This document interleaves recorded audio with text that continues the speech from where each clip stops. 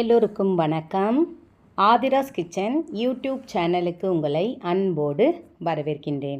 நல்லதை நினைப்போம், நல்லதை நடக்கும்னு சொல்லி இந்த பதிவை நான் ஆரம்பிக்கிறேன். நாளை சனி பிரதோஷம். எளிமையான இந்த தானம் உங்கள் வாழ்க்கை தரத்தை உயர்த்தும். கேட்டது கிடைக்கும். குடும்பம் நல்ல செல்வ செழிப்புடன் மேல் நோக்கி செல்லும் அப்படின்னு தலைப்பு போட்டிருக்கேன் இல்லைங்களா? அது என்னென்னு பார்க்கலாம். எந்த பிரதோஷத்துக்கும் போக முடியலன்னா கூட பரவாயில்ல, ஒரு சனி பிரதோஷம் அட்டன் பண்ணால் கூட போதும். நம்மளுக்கு சனி பிரதோஷம் என்பது ரொம்ப மகா பிரதோஷமாக கொண்டாடப்படுது இல்லைங்களா? எல்லா கோவில்கள்லையுமே ஈஸ்வரன் கோவில், சிவன் கோவில் அப்படின்னாலே பிரதோஷம் என்பது மகா பிரசித்தமாக கொண்டாடப்படும். இந்தியாவிலேயே இந்த கணக்கு எடுப்பில் சொல்கிறது உண்டு. என்னென்னா முதல் கடவுள் சிவன் அப்படின்னு சொல்கிறாங்க. நம்ம இந்துக்கள்லே முதல் கடவுள் சிவன்னு சொல்கிறாங்க. அடுத்தது காளி அப்படின்னுவாங்க, காளி தேவி அப்படின்னுவாங்க இல்லைங்களா? இப்போது நம்ம அந்த ஈஸ்வரனை வணங்கிறது மூலியமாக இந்த படத்தில் பாருங்களேன், எனக்கு ரொம்ப பிடிச்சிருந்தது. அதனால தான் இந்த படத்தை போடணும்னு நான் உங்களுக்கு நினச்சேன். நந்திகேஸ்வரர் மேலே சிவன் இருக்கிறது, இதுதான் உண்மை. நாளைய தினம் இதுதான் நடக்க போகுது. நந்திகேஸ்வரரோட அந்த கொம்பு மேலே நர்த்தனம் ஆட போகிறார் சிவன்.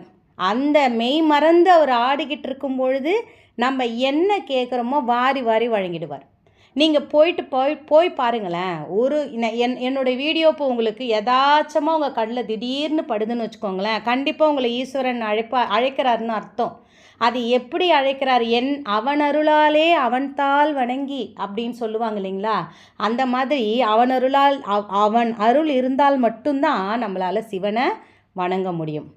நம்ம ரொம்ப அதீத அன்பால் அவரை அவன் இவன் நம்ம சொல்கிறது உண்டு இல்லைங்களா? அவன் அருளாலே அவன் தாள் வணங்கின்னு போயிட்டு ஒன்றும் நீங்கள் சிவனை பார்க்கணும் கூட அவசியம் இல்லை. நீங்கள் கோவிலில் ஏதாவது ஒரு மூலையில் உட்காந்துருந்தா கூட போதும். சிவன் கோவிலுக்கு போயிட்டு வாங்க. நம்மளுக்கு ஒரு சிலர் சொல்லுவாங்க, சிவன் கோவிலுக்கு போனால் சண்டை வரும், பிரச்சனை வரும், வீட்டில் ஒற்றுமை இருக்காது, அப்படி இப்படின்னு. அந்த மாதிரிலாம் நம்பாதீங்க. தொடர்ந்து போகணும். ஒரு தரம் போயிட்டு வந்தால் சோதிப்பார். எப்பவுமே நம்ம திருவிளையாடல் பார்த்துருக்கோம் இல்லைங்களா? படத்தில் பக்தர்களை சோதிக்கிறது தான் அவருக்கு வேலையே இல்லைங்களா? அபிஷேக பிரியர் அவர். அபிஷேக பிரியரை நம்ம வணங்க அதே மாதிரி அபிஷேகத்துக்கு முடிஞ்ச அளவுக்கு நீங்கள் ஒரு வேண்டுதல் கூட இந்த சனி பிரதோஷத்தில் வச்சு பாருங்களேன். என்னென்னு வைக்கணும்னா, நம்மளுக்கு ஏதாவது ஒரு விஷயம் நடக்கணும், நான் இந்த விஷயத்துக்காக நான் இறங்க போகிறேன், அந்த விஷயம் நல்லபடியாக எனக்கு முடியணும் அப்படின்னா நான் உனக்கு ஈசா உனக்கு நான் பால் வாங்கி தரேன்ப்பா அப்படின்னு வேண்டிக்கோங்களேன். பசும்பால் முடியலைன்னா பரவாயில்ல, பாக்கெட் பால்லே பச்சை பாக்கெட் வாங்கிட்டு போய் கொடுங்க, நல்லது. அது எல்லோரும் இப்போ பாலுன்றது எல்லோரும் ஒரே மாதிரி தான், அந்த மாதிரி பாக்கெட் பால் தான் வாங்கி ஊற்றி அபிஷேகம் பண்ணுறாங்க. இன்னொரு விஷயம் சொல்லணும், இந்த பிரதோஷத்துக்கு அப்போது ஏன் நம்ம இப்படி போயிட்டு நம்ம சிவன்லேருந்து முதல்ல என்ன பண்ணுவோம், வலதுபுறமாக தான் சுற்றுவோம். அப்போ சுற்றிட்டு ஏன் நம்ம திரும்பி இப்படியே வரணும்னா, அந்த அபிஷேகம் நடந்துக்கிட்டு இருக்கு இல்லைங்களா? அப்போ சுற்றுறவங்கெல்லாம் ரொம்ப கவனமாக நடக்கணும். அந்த அபிஷேகம் நடந்துக்கிட்டு இருக்கும்போது எப்பவுமே சிவனை சுற்றக்கூடாது. அந்த அபிஷேக பால், அந்த சைடு அபிஷேக பாலோ அபிஷேகம் பண்ணுற அந்த தேனோ நெய்யோ எதுவோ அந்த சைடு போகும்பொழுது அதை நம்ம காலால் தாண்டக்கூடாதுன்றது ஐதீகம். எப்பவுமே நீங்கள் தெரிஞ்சுக்க, எந்த தெய்வத்துக்காக இருந்தாலும் அபிஷேகம் பண்ணி அந்த பாலும் தண்ணி எந்த வழியாக போகுதோ அதை நம்ம எடுத்து தலையில் தெளிச்சிக்கலாமே தவிர கிராஸ் பண்ணி அதை தாண்டி வரக்கூடாதுன்றது ஒரு ஐதீகம். இதை நீங்கள் பின்பற்றி பாருங்கள், ரொம்ப ரொம்ப நல்லது நடக்கும் நம்மளுக்கு.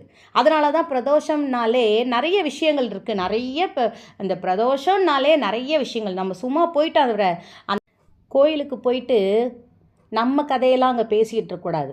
பெண்களெல்லாம் ஒன்றா கூடிட்டோன்றதுக்காக அங்கே எல்லோரும் பார்த்திங்கன்னா நாளைய தினத்தில் எக்கச்சக்க கும்பல். எந்த பிரதோஷத்துக்கு இல்லாத கும்பல் நாளைய தினத்தில் வந்து நிற்பாங்க.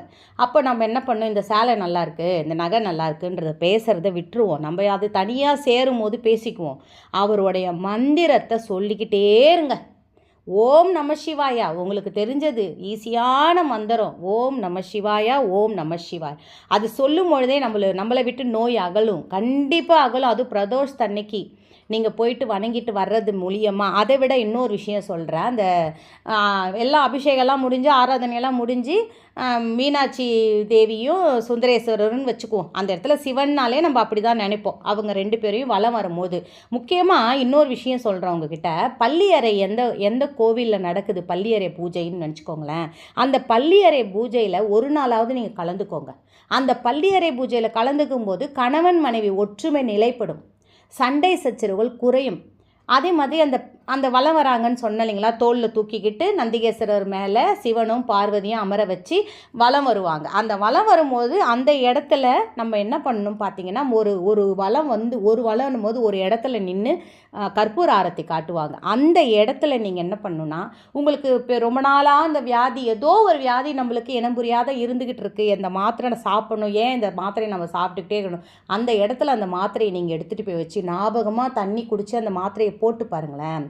கண்டிப்பாக உங்களுக்கு வியாதி குறையும், நிச்சயமாக குறையும். இந்த சிவனும் பார்வதியும் வலம் வரும்போது நீங்களும் அது கூட வலம் வாங்க. சரி, அப்புறம் நம்ம இதை படித்து ஏதாவது ஒரு நம்மளுக்கு தெரிஞ்ச ஒரு மந்திரத்தை படிக்கிறோம், எல்லாம் பண்ணுறோம். என்னம்மா தானம் பண்ணணும் அப்படின்னு பார்த்தீங்கன்னா, முக்கியமாக நீங்கள் கையில் கொண்டு போக வேண்டிய பொருள் என்னன்னு பார்த்தீங்கன்னா, வில்வமும் துளசியும். துளசி இல்லை, அருகம்புல்லும் வேல்வமும் எடுத்துகிட்டு போகணும். இது 2த்தையும் நம்ம எடுத்துகிட்டு போகும்போது நம்ம கையால் அந்த நந்திகேஸ்வரர் மேலே போடணும்னு நம்ம மனசால் நினைப்போம், நம்ம கையால் அப்படின்னு நினைப்போம். ஆனால் அங்கே போட முடியலன்னா அதுக்காக கவலைப்படாதீங்க. கையால் தொட்டுட்டு அந்த எந்த டப்பாவில் கொடுக்குறீங்களோ, எந்த கவரில் இந்த கூடையில் கொடுக்குறீங்களோ, உங்கள் கையால் அந்த வில்வத்தை தொடுங்க. கொஞ்சம் நேரம் தொட்டாலே நம்ம கைப்பட்ட வில்வம் ஐயன் மேலே விழும், அப்பா மேலே விழும். சரிங்களா? அதை விழும்பொழுதே நம்மளுடைய பாவங்கள் கரையும், துன்பங்கள் போகும். எந்த ஒரு பிரச்சனை இருந்தாலும் நம்மளை விட்டு விலகிறத கண்கூடாக நீங்கள் பார்க்கலாம். இன்ன விஷயம்னா, நான் பார்க்குறேன், அன்றைக்கி ஒரு நாள் ஒருத்தர் கோவிலில் நின்றுக்கிட்டு எல்லாருக்கும் சாக்லேட் கொடுத்துட்ருக்காரு. இந்த சாக்லேட்டு கொடுக்கறது என்பது எல்லார் வாயிலும் இனிப்பாக இருக்கிற மாதிரி அவங்க குடும்பத்தில் இனிப்பாக செய்தி நடக்கணுன்றதுக்காக அதை செய்கிறாங்க. நீங்களும் சாக்லேட்டு தாராளமாக தானம் கொடுக்கலாம். அடுத்தது என்னென்னா, வெண்பொங்கல் செஞ்சுக்கிட்டு போயிட்டு நீங்கள் உள்ளார அனுமதிக்கலைன்னா பரவாயில்ல, வெளியிலே வைங்க.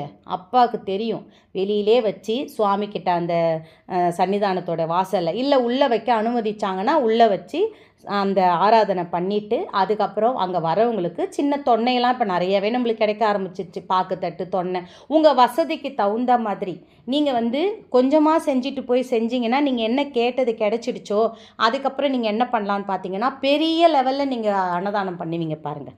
ஏன்னா இந்த பிரதோஷம் என்பது, பிரதோஷத்தில் வேண்டப்படுவது அத்தனையும் நடக்கும். அது கூட இந்த தானமும் நம்மளை உயர்த்தும், செல்வ செழிப்பை உண்டாக்கும். எப்பவுமே ஒரு தானம் நம்ம கையால், ஏதோ ஒரு தானம், சாப்பாடு, ஒரு லெமன் சாதமோ ஒரு புளி சாதமோ ஏதோ ஒன்று நம்ம கையால் செஞ்சுட்டு போயிட்டு நம்ம அந்த தானமாக கோவிலில். இன்னொரு விஷயம் சொல்கிறேன், அதுவே ஒரு வீட்டுக்கு நாளைக்கு பிரதோஷம், கோவிலுக்கு போயிட்டீங்க, இல்லை கோவிலுக்கு போக போகிறீங்க, அதுக்கு முன்னாடி நம்ம வீட்டுக்கிட்ட யாராவது கண்டிப்பாக ஒரு ஏழ்மையானவங்க இருப்பாங்க, சாப்பாட்டுக்கே கஷ்டமானவங்க, முதியோர்கள் வாடுறாங்கன்னு வச்சுக்கோங்களேன். அவங்களுக்கு கொண்டு போய் நீங்கள் செஞ்ச சாப்பாடோட தொட்டுக்கையோடு நீங்கள் கொடுத்து பாருங்களேன். நாளைக்கு கண்டிப்பாக சொல்கிறாங்க, 100% எழுதி கூட வச்சுக்கோங்க, நீங்கள் நினச்சது அப்படியே நிறைவேறும், நீங்கள் கேட்டது அப்படியே கிடைக்கும். நம்ம குடும்பம் நல்ல செல்வ செழிப்போடு உயர்ந்த நிலைக்கு சொல்லும். இதில் மெயினான ஒரு விஷயம் என்னென்னு பார்த்தீங்கன்னா, வெண்பொங்கல் செஞ்சுட்டு போய் கொடுங்க உங்கள் கையால். அது ரொம்ப ரொம்ப நல்லதை பயக்கும். சரிங்களா? நல்லதே நடக்கும், வெற்றி நிச்சயம். நான் இன்னொரு வீடியோவோட உங்களை மீட் பண்ணுறேன்.